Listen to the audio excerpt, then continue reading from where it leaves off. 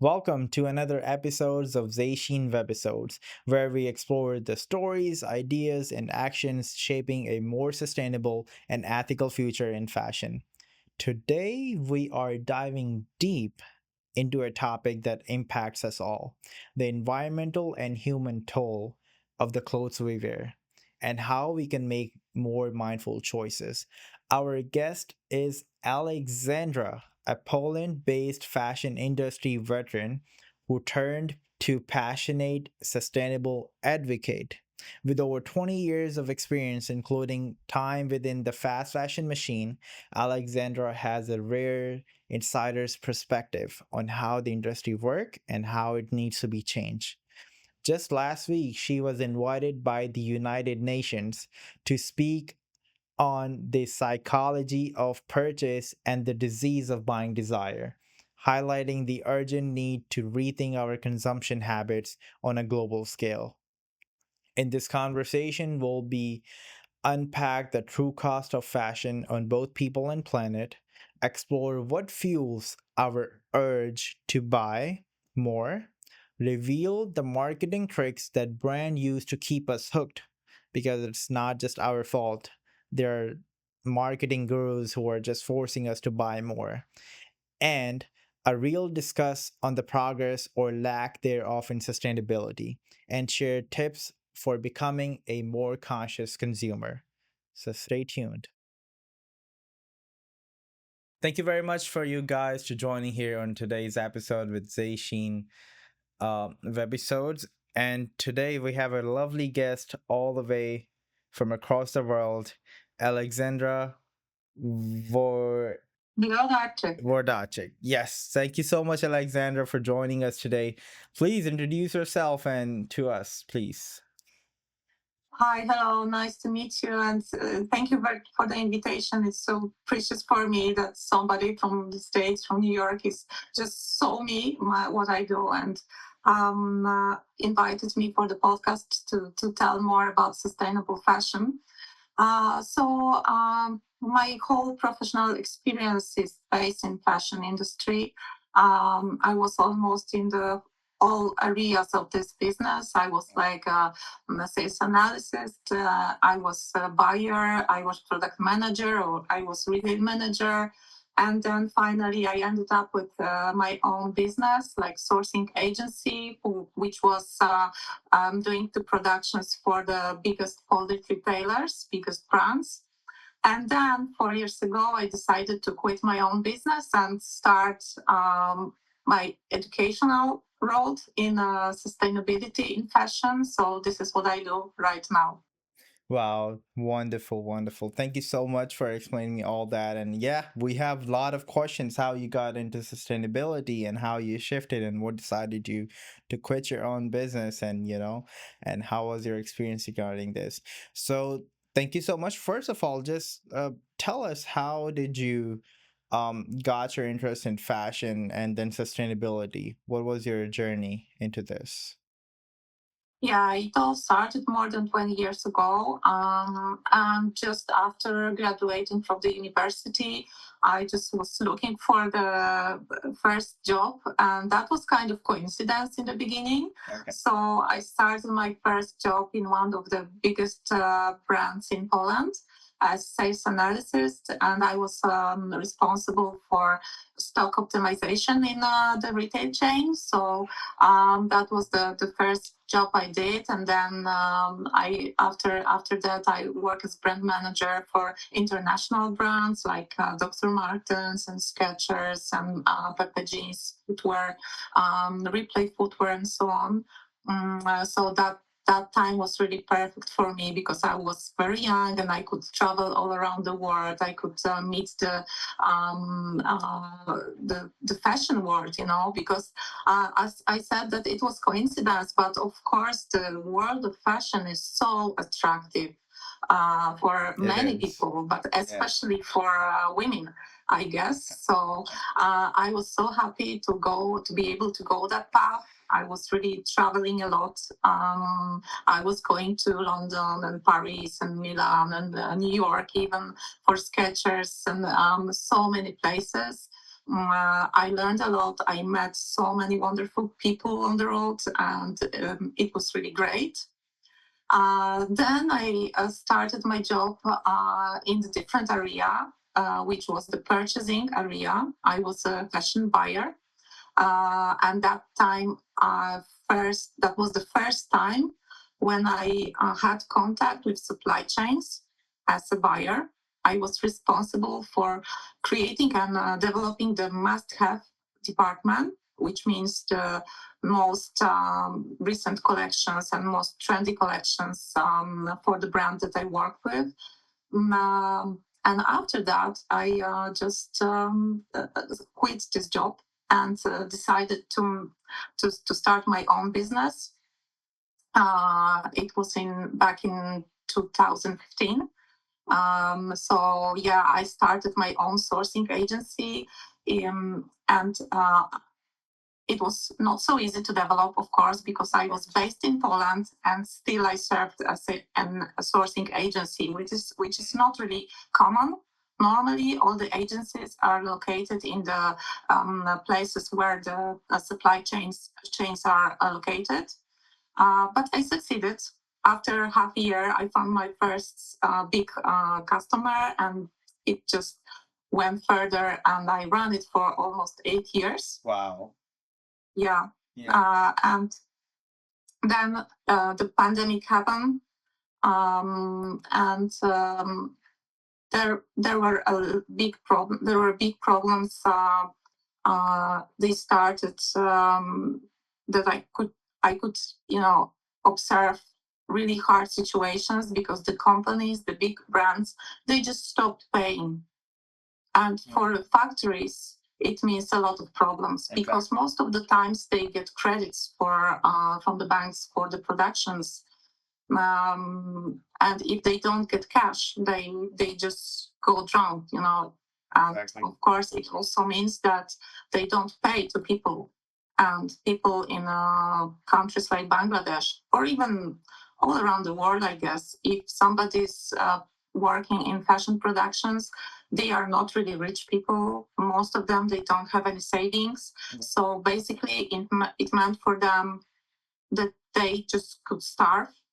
They had a lot of problems to survive. So, of course, these kind of situations always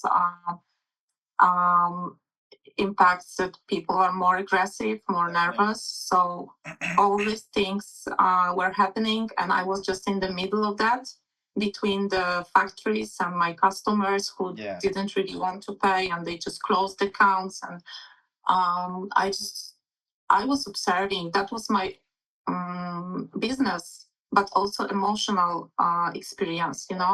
I was a mother of a small kid at that time, and it was really hurtful for me to observe what is happening. It was really difficult to understand why people here who live in developed countries and they really don't lack anything, they can't understand the basic needs of people there. This is kind of ignorance or being cheeky. I don't know. That I guess maybe I'm wrong, and that is strong what I say. But we are really ignorant or really cheeky to think that the people who do the production of our clothes are kind of worse or mean less than us here, Right. So I had a chance to meet these people. I had the chance to travel to Bangladesh, to Turkey. I met these people. I knew these people, and I know, and this should be obvious for everybody, that people in Bangladesh, people in India are just exactly the same as us. Right. They have exactly the same rights. They have exactly the same emotions, hearts, minds. Right. They are not more stupid, or they are not less worthy than us. So that was something that I couldn't agree. So I finally decided to quit my own business, to close the company, which was, of course, not an easy decision. Wow. Yeah. Yeah.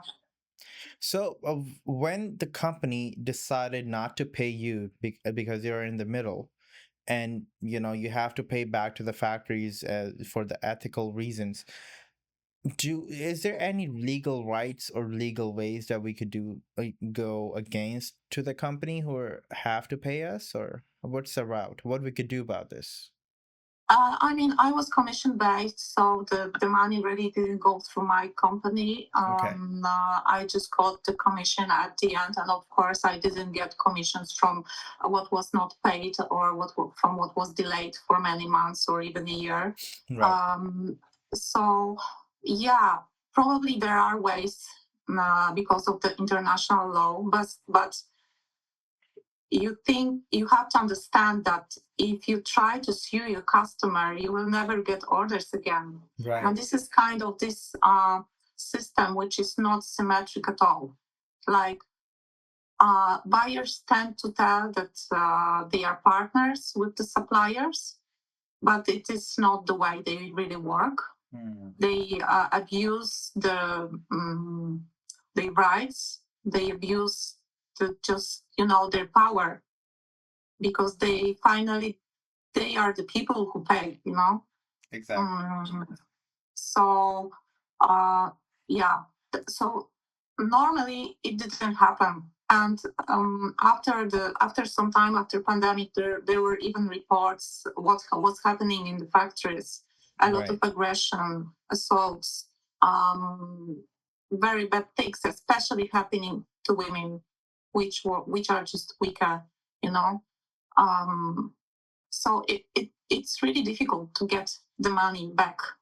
Exactly. Yeah, no, I totally get that. But yeah, that's a reason that you have to be ethical to support the people, as you also mentioned, the people living in the third world countries also are the same human beings. They have the same mind, same heart, same thoughts, same work ethics, or maybe even more than us, because they have to work more harder to earn that money. That it's easier, not easier, but somewhat we get more fairly treated in these countries than that countries. So after, when you shut down your company, and what you did after, how did you come up with a better thing, so you do not repeat the same thing again, or somewhat you try to stop this thing? What you did after? So of course the decision wasn't just one day decision. That was a process. Right. Because my perspective is kind of interesting, because before I was buyer, as a buyer I was going to different countries, different factories to negotiate and order fashion pieces. Right. And then when I was leading my sourcing agency, I was on the other side of the table. And that was the first experience that showed me what is really the system like, and that it's not symmetric and it's not fair at all. And after the meetings, I was left with the suppliers, with the management boards many times, and I saw their smiles just fade away after the customers and buyers go out of the office. Right. And I could experience their frustration. I could experience their feelings. So my decision wasn't just, a quick, easy decision. It was a process. It lasted some time. The more difficult situation I had, the more prone to changing that path was happening. Um, so when I finally decided I want to quit, I didn't think about any other business. I didn't think about any other way to earn money. I just wanted to shout. I just wanted to scream. I just wanted people to get to know about what is happening in the supply chains. Yeah. I didn't think at all what I was doing, really. That was a total mission, and that was not something which I was, very considerately designing. That just happened, and I had to act. Exactly. So this is how I created my website, firstly, and I was creating the website while still doing the agency. but I knew that I have to make this decision to close the agency in order to publish the site. Right. So Exactly. finally, I did that step. I informed all my customers that I stopped. And then I just published the site. Then I created the social media, and that was so funny because before I was just a random, woman from the central Poland. Nobody heard about me, and my goal was that, I would be happy if I change at least one person Perspective or point of thoughts. view. Exactly. And that is really satisfying because I really feel that my mission, which is still happening, of course, but my mission is kind of successful. Wow. Because I have a great community. I have great people around me. Beautiful.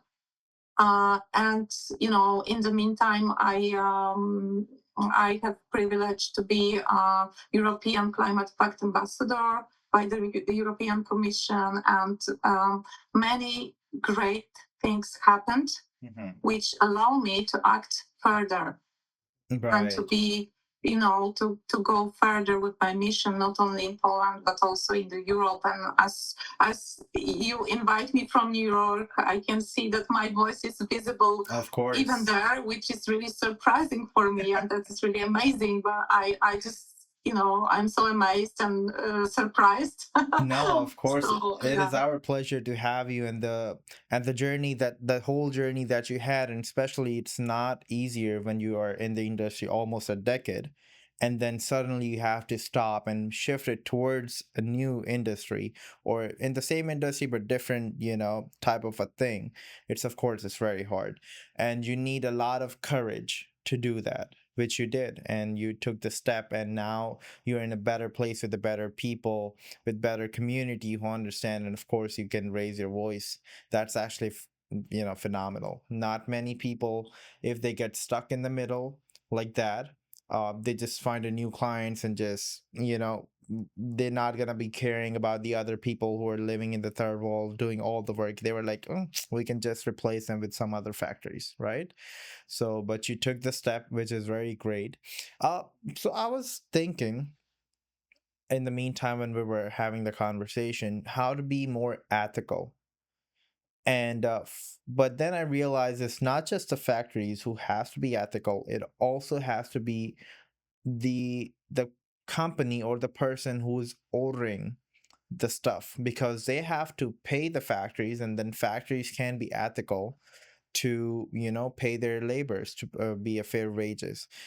And how does I don't know how, if I can explain it well or not, but how can we can be having the balance for both?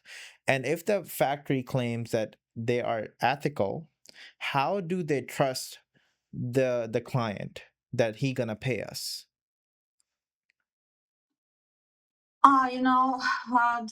This is the whole system which works for years already, but it was built on very wrong basis. Yeah. And it goes further and further. As a supplier, you really don't have the toolbox to execute your rights. This is my experience. Even though there's international law, and the reality is that the buyer is coming to you and they said, you can take this order for this price and this time, this lead time, or we go somewhere else. So you don't have a lot of tools as a supplier, but of course you can try to implement the ethical rules in your factory. Right. But this cannot happen without the brands. Right. Because somebody needs to pay for that. And if there is anybody who is saying that we are building sustainable fashion, but we will gain it through innovation, through different aspects. Of course, the innovation is the clue. Of course, it's part of the solution. But without investment, you will not change a lot. So brands need to really become not only safe for their supply chains, but how can that happen if they are they are not looking for partners, they are looking just for the big good great deal for every model, every style they order. Right. So this is something that basically needs to change. This is the approach which has to come from the management boards. It needs to be transmitted to management boards of the factories. And this is the way we could really change the system. Uh, the thing is that they don't really want to do it because it's more costly. And especially on this tough market that we have right now, and especially that like Chinese ultra fast fashion chains come up with their ultra fast, ultra cheap stuff, Right. it's even more difficult for the regular fast fashion brands to cope and to win on the market. Right. So this is totally complicated and complex thing, which is not easy to solve within 1 year. Right. But there are fast fashion brands who at least are trying to solve some parts of the problems. But there are still a lot of brands that they don't really care at all, and they don't even say anything about sustainability. Yeah. Yeah, they can say that they change, bulbs in their office for, more energy efficient or something like that. But it is not really the sustainable fashion. The Right. sustainable fashion is about the sustainable production and sustainable product, because most of the impacts, like 97 to 99% of fashion impacts, are generated in supply chains, about the energy, about the water, about the chemicals. All the impacts are located in supply chains. Exactly. So it is very convenient for brands not to have their own factories, but just to outsource. It's so easy, so convenient, and they always can say it's not our problem. Yeah. So Yeah. it's complicated, but it is possible to solve, but only with the if the management boards are really engaged and they really want. And we have these kind of examples like Danish brands Gani. I don't know if you know that brand, but the good example always comes from the board, the management board. Yeah. Because they're the one who are responsible and actually handling all the stuff and And the decisive. and decides it exactly. Right. So but we to be ethical and be sustainable when we source, because I'm also in this industry, you have to make the investment, which you also mentioned. So how about a person who's wanting to make a change and not a big brand and just starting up, how they can be ethical in this sense? Oh, there are many ways. In fact, every piece that you produce is not sustainable. You know, um, any sustainable thing is that the one that already exists and you use it and use it and reuse it again, Exactly. right? But we cannot, this is also part of the business which earns money for the people on the planet. So I'm trying, of course, not to be drastic. And of course, I understand that people want to make business, but make this business more sustainable. So Right. there are different ways. You can make the production locally, for example. With local production, you are not only you're not only saving the carbon emissions, but you can also go to this factory and check the conditions. Yeah. So this is of course more sustainable. You can also go for preferred materials. So you can skip polyester and go for some kind of new options which are available there on the market. Right. You can also invest in consumer education. Mm. There are so many things that you can do to be more sustainable. It's just, making a strategy, making a plan, and just going with it. Stick to it. Yeah. Exactly. Wow, that's actually exactly, I totally agree with you, because whatever the thing that's which is already existed is, more sustainable, instead of we're making something new out, because it's, even though if we say it's sustainable and ethical, but still we don't need that because we already have enough. And that's where, my brand is also, Zayshin. We sometimes get stuck, and because we say, if we're about to launch a new collection or think about it, we say we have enough. We, as a brand owner, I also tell people that you don't have to buy even from my brand, because everything that you need is already in your closet. Please check that. But if you need something, not want or feel like, if you need something, then go for a sustainable and ethical brand. Or before even that, if you prefer going to the thrift store, because they have the clothes that already exist. So you can thrift and upcycle clothes, which is even a better option, right? Instead of buying a Yeah, new I one. mean, you can still make business, Yeah. and you don't have to grow like crazy. The problem with the fast fashion, but fast all, in fact, because all the food is fast food. I mean, like, the mass production of everything Right. is a problem, because Yes. we produce a lot and then we waste a lot. Yeah. So it's not about closing all the business on the world, but creating businesses that are responsible Mhm. and that do not only value the growth.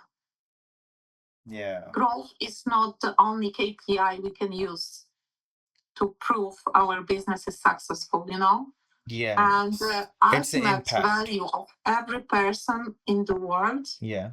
is how they really um, help others, how they help solve problems, how they, you know, uh, just what they do for the good of the planet and other people. This is my thinking about. If I think about values, I think that the biggest value of every person in the world is that how they can, you know, do good for other people and planet, Right. which is of course not popular, and which is of course not the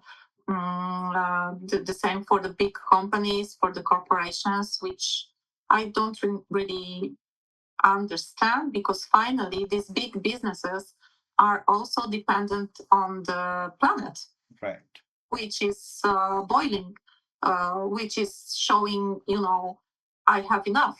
Yeah. So there are so many risks that these big companies will face in the future, and they still seem not to take care of it. It really endangers their businesses. So, Exactly. like, always looking at the short-term gains Hmm. rather than long-term strategy, which would be good for their business as well as planet and other people. Yeah. So whenever we talk about this thing and people do not understand, there's only one quote that always come to my mind, which is, I don't know if you heard that or not, that the world is not going anywhere, but we are. So Yes. if something happens, the world gonna heal by itself. It's gonna take a little time, but it's gonna stay. But Yeah. it's the impact is gonna be on us if we do not. And, Yeah. and it's actually happening. We see that all the people in like Ghana and living in Africa, or the other side of where, especially the fashion we're talking about right now, in the industries, or the the factories, they are struggling. They, Yeah. with the water, with the supply of the electricity and all that, it's very difficult.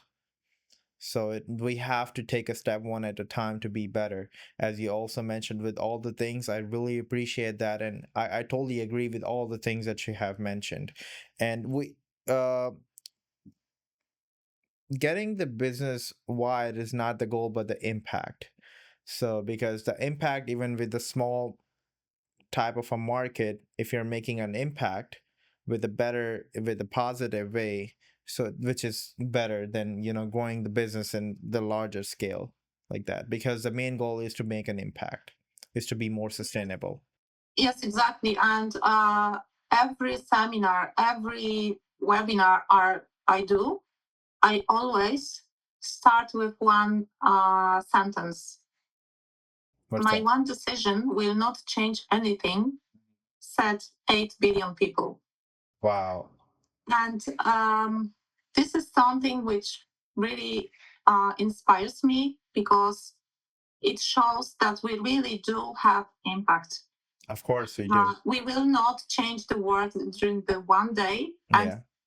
neither of us has this kind of big impact to change the whole world. Right. But at least every one of us can change our world, our small world, Exactly. And my decision, whether I buy this or that, or whether I buy or not, you know, it it really makes the impact.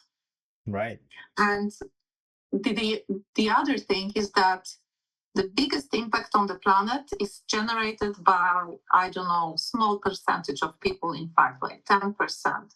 Yeah. So, in fact, we are addicted as mass consumers. We are addicted to products that are sold by big business, and we are also addicted by jobs they are giving us, Yes. which is totally not sustainable. Right. So I would really love people to understand that they should set up their own businesses. They should try to change their own world, Exactly. and that they can. You know, I don't really know what gave me this power in the beginning to believe that I could get through to like 10 people. I don't know. Maybe that was crazy. I still don't understand why I did it, and what for, and what was my motivation. Like, of course, I wanted just to shout, but I didn't know where I am going. you know, Right. I just wanted to shout. Yeah. Maybe that was kind of depression. Exactly. You were so full inside, and you were like this. Yeah.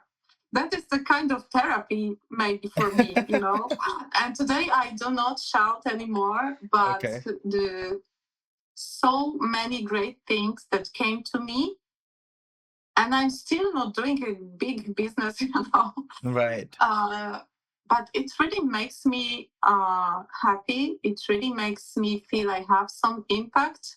And yeah, we really all have impact. Every decision has impact. Exactly. Yeah. We one person, of course, they can make change whatever they do at, we say, one step at a time. But if we all get together and we take one step at a time, it's like a 8 billion step at a time.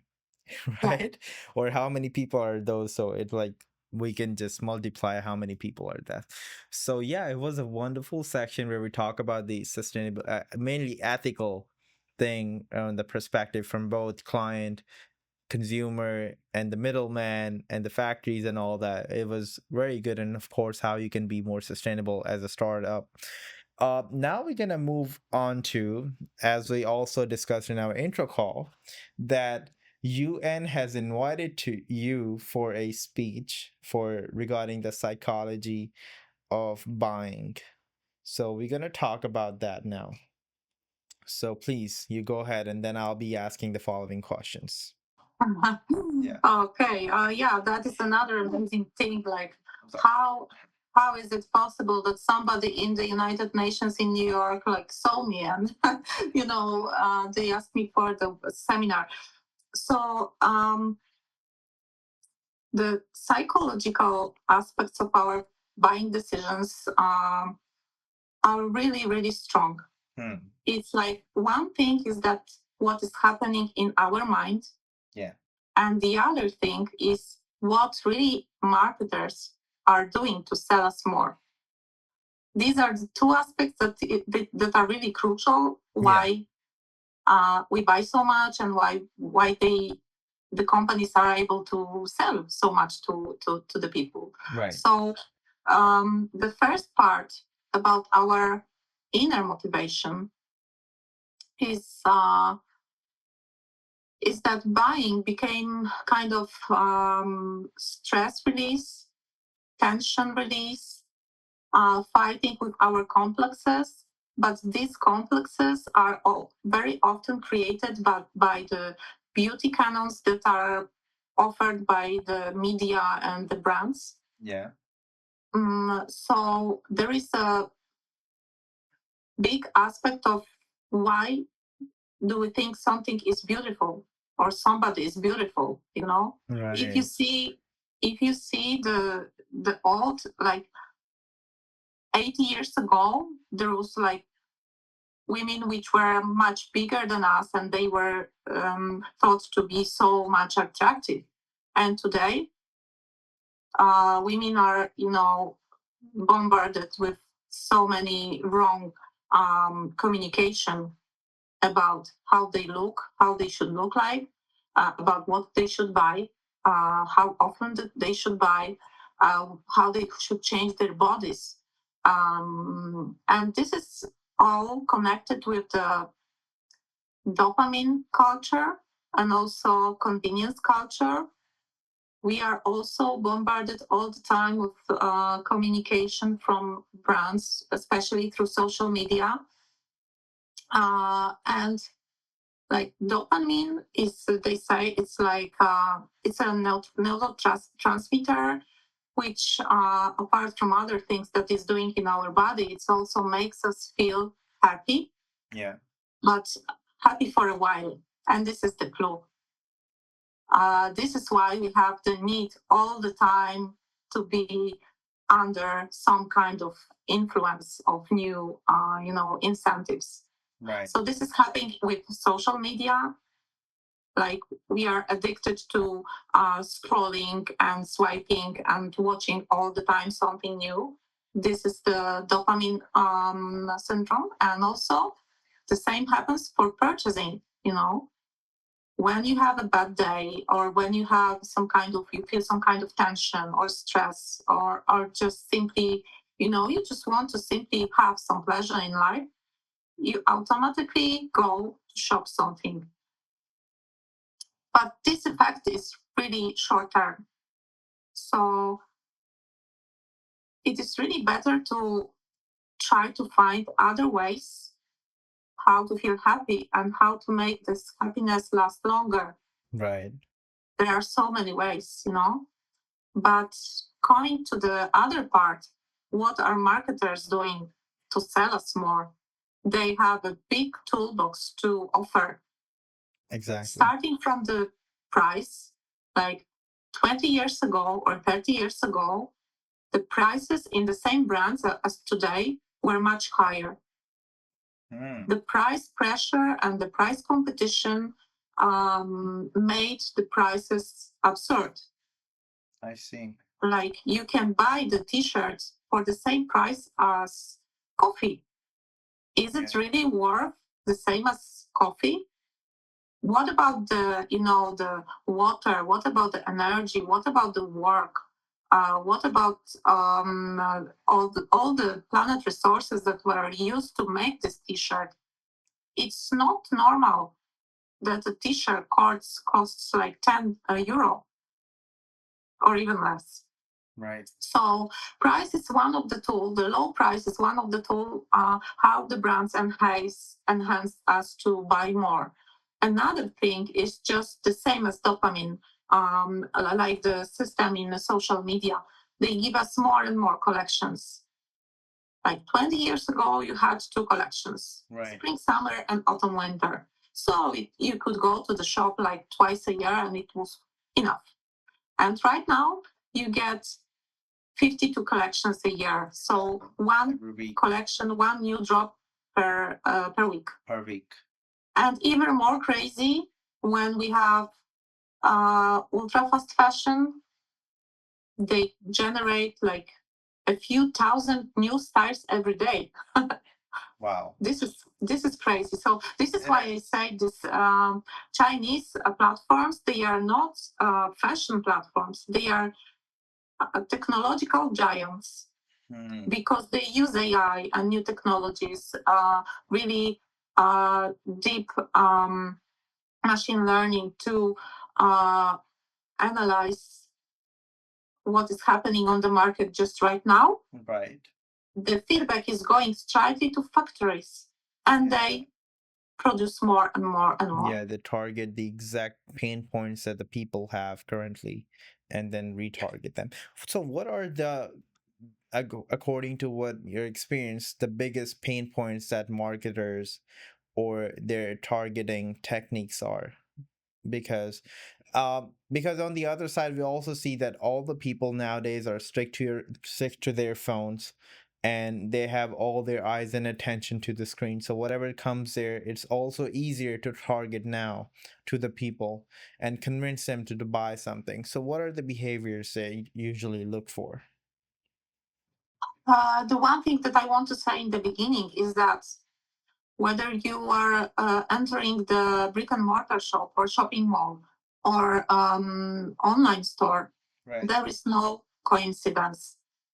Exactly. Everything is measured, everything is planned for us, starting from the windows through the purchasing path in the shops, through the colors they use on the online store, through the path they are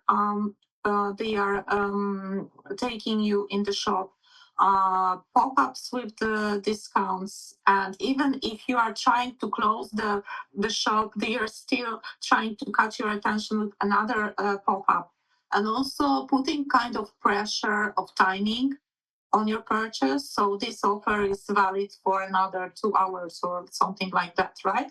So the tools are really great, and also marketers have really big knowledge and growing knowledge on the human brain. Yes. So just to give you example, maybe out of fashion, but the example is really similar. Uh, so marketers know that people tend to drink more from the glass that is round. If the glass is not round, people drink less. So for the restaurants, if the marketers or the management they know this information, they will of course use the round glass objects, right? Right. So these are like things that customers do not even are aware of. Yes. The tricks that they are using.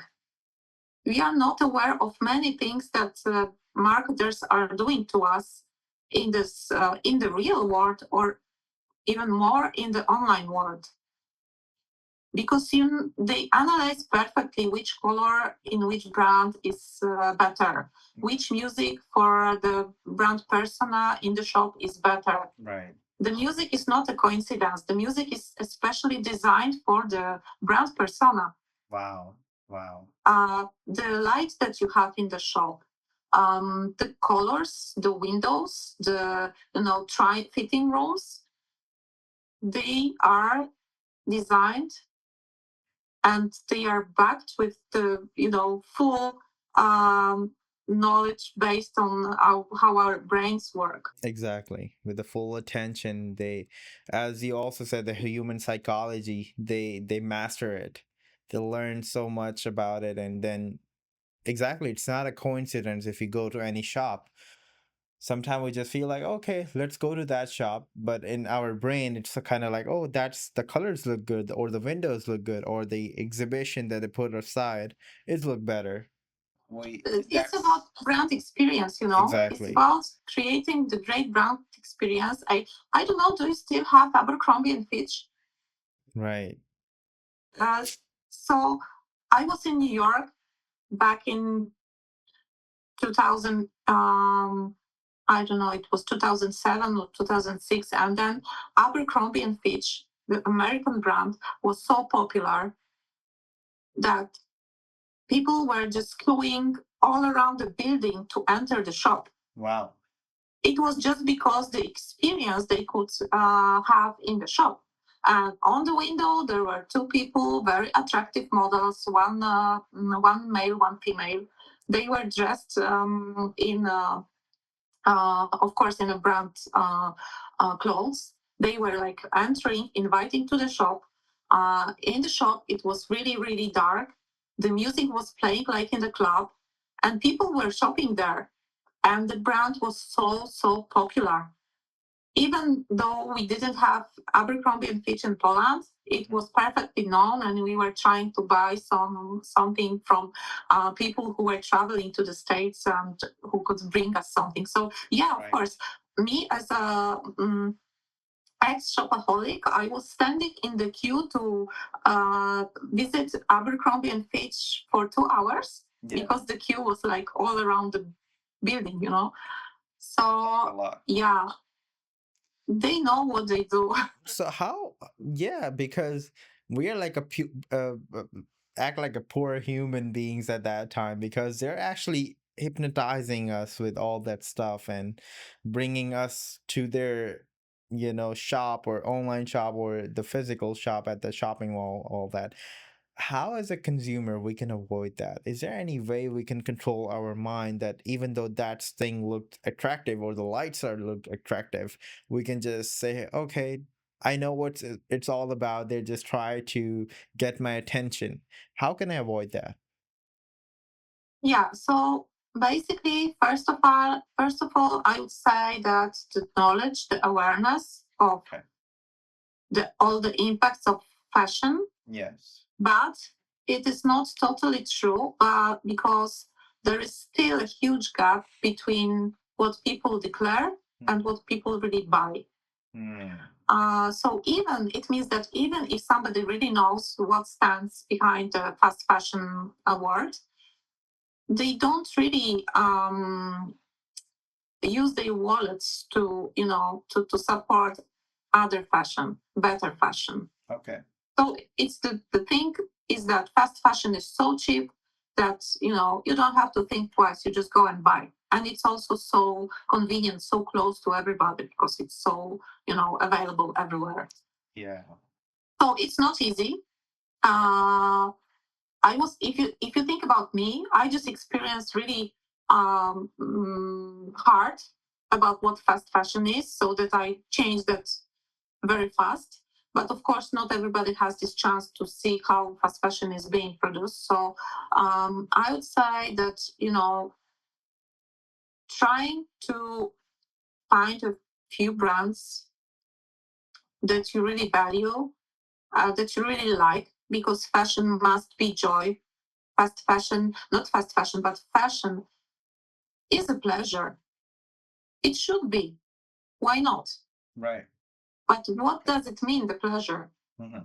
Because for me today, it is not about buying a lot. For me today, it's about buying clothes that are so beautiful, so good quality, and ethically made that I want to wear it for ages. And in fact, I can. So this is my thinking that today I'm trying to focus to not to buy fast fashion and to choose the sustainable choices, but only if I really love the clothes. I see. Because the product is first. You will not buy sustainable fashion if you don't love the product. This is something that I always try to explain to the brands that I work with. Your product must be first. Sustainability is important, but for majority of customers, first you need to create kind of hype around the product, and you need to give the decent product and stylish product and beautiful product.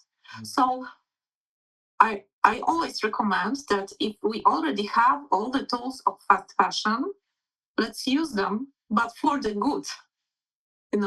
Right. If a brand wants to sell their sustainable clothes, just use the tools that you know of and that they work. because it's better that somebody buys your brand than fast fashion. It's not easy to change, but I can see progress. Right. Wow, that was interesting. Really. Wow. Yeah, I'm thinking and processing all the stuff. And of course, this makes sense.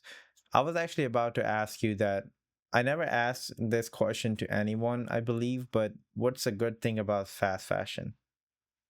What's the good thing? And what's a good thing about fast fashion? Oh my God.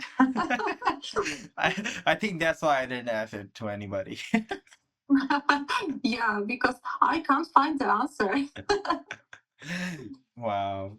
No, exactly. maybe maybe it's just it really can give joy and pleasure to some people, because Okay. I really, the most important thing about uh, all the businesses and everybody of us is just to find our lives meaningful but good ones. If something makes your life better, then it's good. So maybe this just one aspect that sometimes it makes some people feel good, but I'm not so convinced at all to this argument. We also talked about prices before when you mentioned.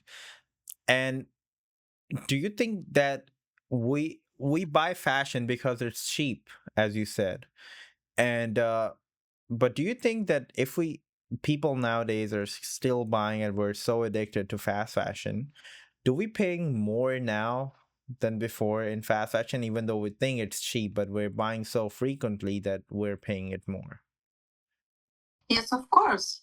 The problem of fast fashion is that we buy more and more and more, and finally we lose all savings. So I don't really agree with people when they say, I just can't afford to pay more for clothes. Right. So then I say, okay, please check your bank account from the last 12 months, and check how much money did you spend on fast fashion, and Right. check if if you could possibly buy less but much better.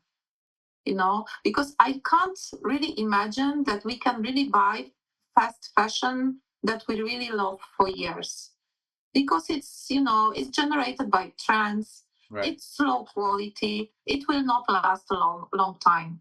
Right. So this is the clue. Just buy the clothes that you will really love. And here it is where I find the real pleasure, really. Yeah. Something which it's just you need to shift your mindset for that, exactly. Which is not easy, of course. Right. But you don't have to buy one item a week. You just can you can reduce to one piece a month. Exactly. That's which I still do not recommend, of course, but I'm just talking about the reduction. Like, because exactly. I know people who just every end of the week they go to the shopping mall, or online, and they just go and buy. We can take one step at a time by making less, or if you're too addicted to it, you can just at least buy one piece bi-weekly, or at least one piece a month, as you mentioned. But it's better to buy season. And then the other aspect comes to it is like buying timeless pieces, like that you can wear over and over again with when the season changes, you can still use the last year's cloth of piece that you bought, and you can still use it this year because it's not out of style. Because most of the people, especially women, as you said, more addicted to fashion, wear the clothes because the past one that they bought is out of fashion now, and they want it to be up to date, what's trending right now, and go with that. And about cheap fashion, I just had an intro call with one of the possible future guest of our Zayshin webisodes. She told me her grandmother used to say that if you buy cheap, you buy twice. So yeah, I said I totally agree, because if you just spend on something which kinda is better in the quality, you can just use it for a while. Because I remember when I make a t-shirt and in 2020, and I still have that, and I still wear that every year in summers. So the color doesn't fade. The Of course it's not like new, but it's still new and in good condition. But also when you buy something, you have to take care of the clothes too, which drying them, washing them. You just have to be careful. Even if you buy the sustainable piece or better quality, you still have to be, taking care of the things so it can last longer. So they're all things that you have to be, combined all together to make the thing last longer. So Yeah, I always ask people to try experience that better quality, that better fashion, because a lot of people do not really know what it means, the quality of fashion. They just don't, because they were born in a world where fast fashion was just already existing for years, and they don't know other fashion. And there are a lot of premium brands that can give you much more, and try to experience that. yeah, You know, as Alexandra, an I have a ex question. shopaholic, I'm sorry, I I'm sorry, I'm yeah. cutting you off, but I have a question. So when we think about having a better quality, we often think that we have to pay more to get a better quality. Okay. But there are still brands that offer fast fashion with with the price range of, too high. How we can navigate of a good quality product and some brand who are selling some product, much more price but not a good quality. How we can navigate that? As consumers, we just need to learn how to recognize the quality. Hmm. No other tool, no other way, because the thing is that what I saw in Bangladesh is that one production line in the same factory is doing fast fashion, and another production line in the same factory is doing really premium, if not luxury brand. Really, this is something that I saw myself. Wow. Uh, so, can we judge the brand by the price or by the name or by what? We can't. Today, we really can't, especially that if you may know there are some problems which are facing the brands like Dior, Armani. They, the, the brand made it in Italy, because I don't say the label, the brand made in Italy Right. is not working anymore, because what it occurred is that these brands are doing the products which they are selling a few thousand euro, and they are paying for these products to 200 euro, Mm-hmm. and they are done by slavers, like they are done by immigrants who do not earn enough money, and it is happening in Italy. Right. So today, Wow. you cannot say something is made in Italy and be sure that it's 100% ethical. Ethical. Wow. uh, so That's crazy. the only way is just to learn what is really quality. That is not very often today. But when you learn how to judge whether something is mm, quality or not, Yes. then you can try to experience this quality. And then you never want to go back to fast fashion. Exactly, exactly. Wow. So it's like a consumer education, or the person have to do it by themselves to recognize, because often people said that, oh, I paid 5 times more than the cheap fashion, but the thing that they bought, it's also a fast fashion thing. And which gonna, if they wash it often or wear it often, it's gonna rip off. So Yeah. the education, or to recognize what exactly the good quality is the person itself. They have to learn about it. Yes, there was even one report released just last week, I guess, Okay. about checking the quality of products from different brands, from fast fashion to premium. Okay. And unfortunately, there is no connection between price and the quality. So sometimes the quality was much better than in fast fashion than premium brands. And of course, sometimes not, but unfortunately, the brand or the price do not tell anything about the product. Totally makes sense. Totally makes sense. Unfortunately. Yeah, no, the price doesn't state the quality of the product. Exactly. I totally agree with you. So we're actually about to our time. Thank you so much. Are you okay if we go on a little bit more? So because Yeah, it's okay. I believe I don't even know. yeah, I still have so many things to talk about, and it's really getting so interesting. I mean, it's so much knowledge that you're pouring to us. I'm just trying to learn, and of course, the people who are listening to it, I hope they're really having a good time. Um, Having it. So I also did some of research to Google to get some of the searches which are popular in the things that we talk about. So in why we keep shopping in those section, there is why is shopping good for your mental health? Question. Why is it or why is it not? Why is it shopping Why is it good for your mental health? We did talk about before that how people go often shopping by the end of the weekend or the things, but people are actually searching for it. Why is it good for mental health? Is it like a thing that you wanted to escape of the reality, or just wanted to spend some money, or what do you think could be the possible You know what? reason? I I believe that it's not totally bad. I think it depends what you buy. Yes. Like, because fashion is really not bad. It is the whole system that needs transformation. Exactly. And that I want this to be clear. Like, I don't want to blame people for buying fashion. So if somebody goes to to the shopping mall or wherever to buy good quality, long lasting clothes, why not?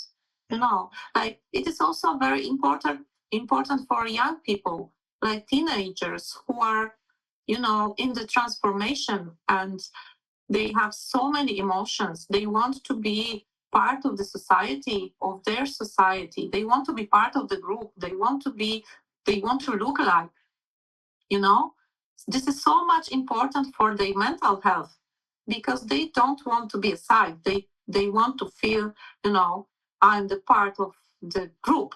Exactly. So this is positive, and this is the good part of fashion that is really needed. The good part of fashion that is really required is also that it really impacts how we feel day by day. If you wear something in which you feel really good, it changes your approach to everything. It changes how you feel, it changes how you act, and it changes how confident you feel, how you go for more money to your boss. Exactly. Fashion really impacts a lot. It impacts a lot. Exactly. Right. So fashion is not bad. This is what I want to say, but fast fashion is bad. So fashion, exactly, Alexandra. Thank you so much for making it so clear that fashion itself it's not bad, because we're doing it for centuries now, and whenever the festivals comes up or things come up, we dress up for that. But we have to be more conscious with our choices, or whenever we buy, we have to go for a better um quality or the better product which suits our needs. And and especially with the fast fashion, of course we all know that's how bad it is, and especially it impacts our planet. So with just a few decades, it impacted a lot to us. So Yes, exactly. right. Planet and people, and most of all, our health, the health of people, not only the people who are producing the clothes and textiles, but also consumers. Of course. because it's not only about the chemicals the clothes have. Exactly. That's but it's also about the environment that we live in. The planet, it's not so big after all. It circulates. We exchange the water and the air and everything, and we still breathe in a lot of microplastics. Yeah. And 70% of the market today are the synthetics. Yeah. So then we eat it, then we breathe it in, then we drink it with the water. So we are like trying to really kill ourselves. The microplastic is in our bodies. Exactly. So Yeah, it doesn't work well there. It makes us sick, really sick. It does. That is another big topic. Right, exactly. The thing you just mentioned, that's another whole topic we didn't touch in this podcast.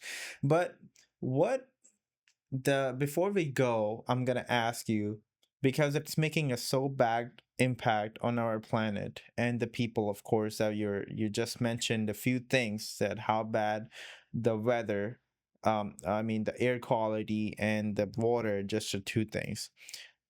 Where do you see it's going, and what do you think when it gonna end, or finally the big companies or the government's gonna make a decision to just stop it totally? At what point?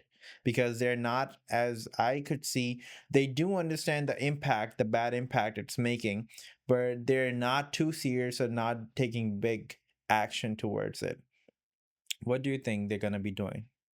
Yeah, of course there is no chance for big companies to change because they want to change. That will not happen at all. Yeah. So about the regulation, we are still waiting for the regulation, at least in European Union. I know that in the United States there are also some regulations planned or happening. Yeah. The other thing is if we can really execute these regulations. It's like the situation with the cotton from the Xinjiang, from China. It is prohibited by law in the United States, the cotton from Uyghur production. But the reality is that, according to some reports, 19% of cotton sold in US, it is from Xinjiang. So the one thing is regulation, another thing is the execution. Right. So there is a still long way to really implement successfully the law. Yeah. There is a still long way for the consumers to really be educated. But I don't want to be so pessimistic. Is that it's because when I travel around Europe, Yeah. For the fair, for example, there are so many people engaged. There are so many great initiatives. There are so many great innovators. It's just the only thing that the corporations need to adapt them, or maybe first we need to invest in them, Right. and then adapt them. Right. Because there are great processes of dyeing which use like 98% of water and chemicals less than conventional process. Exactly. We really have a lot of innovation that is ready to implement. We just need to finance the adaptation process. We need to finance decarbonization processes in supply chains. Right. That will not happen without the engagement and finance from the companies. Exactly. So we have already a lot of solutions. Innovations are really great, even from the States, like recycling company, which is called Circ from the States. They are doing the chemical recycling of polycotton, which is something really new because we don't really have a lot of processes which are implemented in mass market for the recycling. Yeah. And they are really good at it. Like They are trying to implement, they are building factory in France already. They are cooperating with many suppliers and companies all around the world, and it seems that they will be successful. I hope. Exactly. So, you know, a lot is happening. So I cannot be pessimistic only. Right. But we really need to make the companies, the big companies, finally take responsibility for what they do, also on the waste side. Exactly. Because the waste is another big issue. Right. And correct me if I'm wrong in this, but what I also understood about human psychology is if we don't have the option, we're not gonna buy that. So because we have so many options and so many, it's so convenient to get these things, the fast fashion, and they made it so convenient. We can just buy it from one click, or we can just go to the mall and it's everywhere. And especially the quality. If we just the governments or the organization, the corporates, who are the big giants in the industry, if they make the change finally and they don't produce what they're doing right now, and we don't have the option, I believe then we're gonna be stopping too, because we don't have any option. The normal human being not gonna be opening their own production company the next day and doing the fast fashion thing. But I mean, if that was not for the marketing, so big investment in marketing, people will not buy so much. That is just on the marketing side. yeah. If it's on the supply side, of course, but are the corps ready for that? I don't think so, because the growth and the net worth and all the financial KPIs are there for the investors to be fulfilled. So I don't really believe this is realistic future, although I'd love that to happen. But yes, people don't really need more. Look at the wardrobes. We use less than 50% of our wardrobes. 30% is the number. Yeah. 30%. Yeah. So we have the clothes which are already for the next 6 generation on the planet. Exactly. So we don't really need more clothes. Wow, it's all about understanding the thing and, of course, acknowledging it first, as you mentioned, that this is what the thing is, this is what the bad impact, and this is what grabbing my attention, acknowledging that, and then self control, I would say, to not to take a step towards that, because we have to just see whatever we have and try to be more. It's not just limited to, I believe, in fast fashion, but in every aspect of our lives, because uh there's a saying that less is more. And if you take care of those things, you definitely do, because I would say just 50 years ago people don't have this much, right? People were like half of it or even less than that, and they were like, their lives are keep going. They don't have Yeah. to be going back and Yeah. forth and all this. I really think that being kind of stubborn with your values, stick to your values, is really important, because the incentives, impulses will come up, of course. Exactly. And even though I am so much aware, I experienced that myself very painfully. What is fast fashion? Yes. I still sometimes just want to buy something. I really want to buy something. I just need to buy something. So I have one rule. Okay. I never buy with that thought when it comes first. I wait a few days. Okay. And if I still think this is so much important to me that I really need to buy it, then it's 50-50. Maybe I will go and buy it. But that most really of the times I just give up, because it's just our brain working. It's our mind. I see it, I want it. Right. Exactly. But you need to be stronger than that. Exactly. I actually did that the same thing, and it definitely helps, the trick you just told us.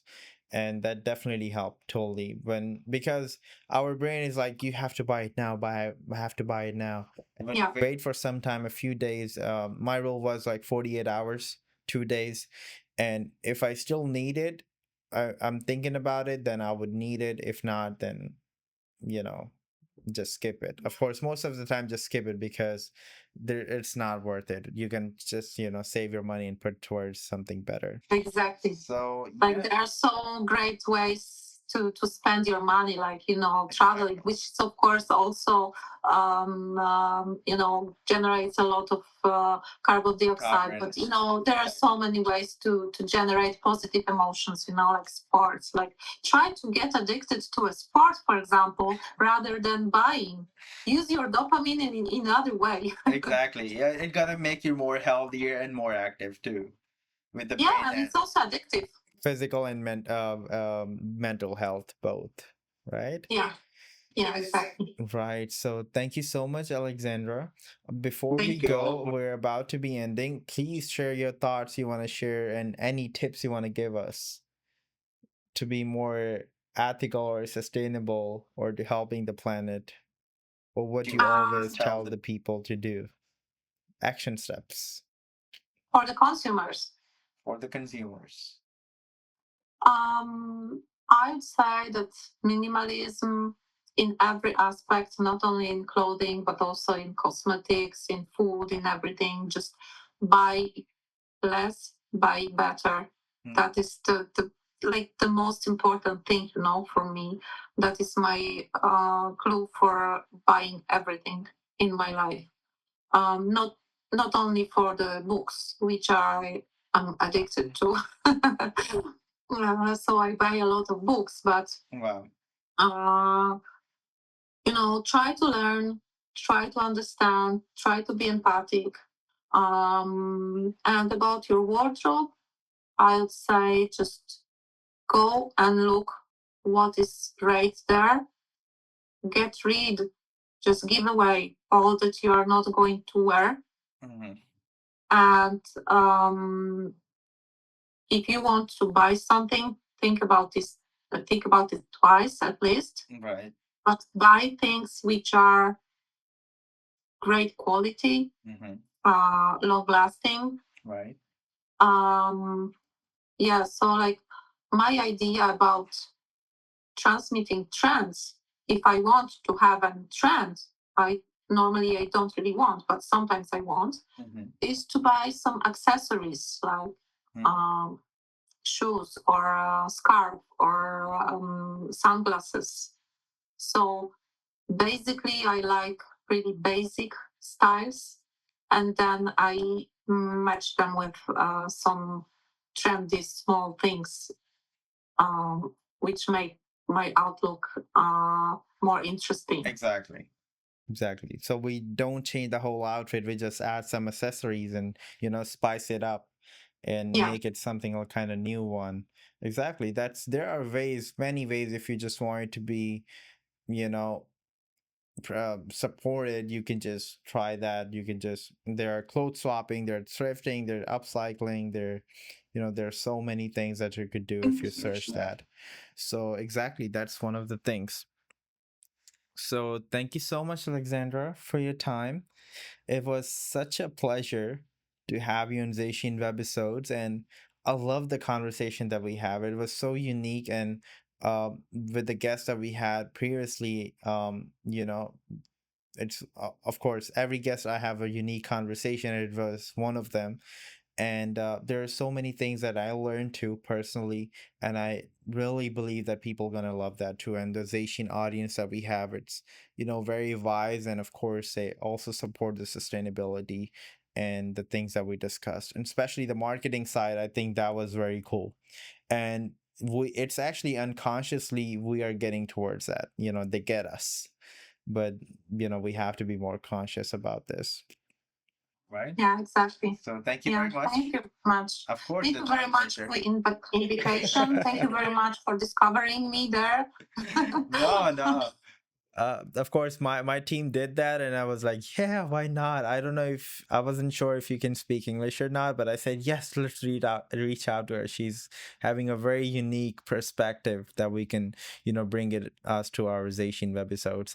And of course, this is Zayshin webisodes, and of course United Nations from New York. I believe there would be more opportunities gonna come from here, and your next visit gonna be soon. We could definitely do this Yeah. again. Thank you so much again. I don't know. I think I just said it for the fifth time. No, it is my pleasure. Thank you so much, and you have a good day. Okay, take care. Bye bye. Bye bye.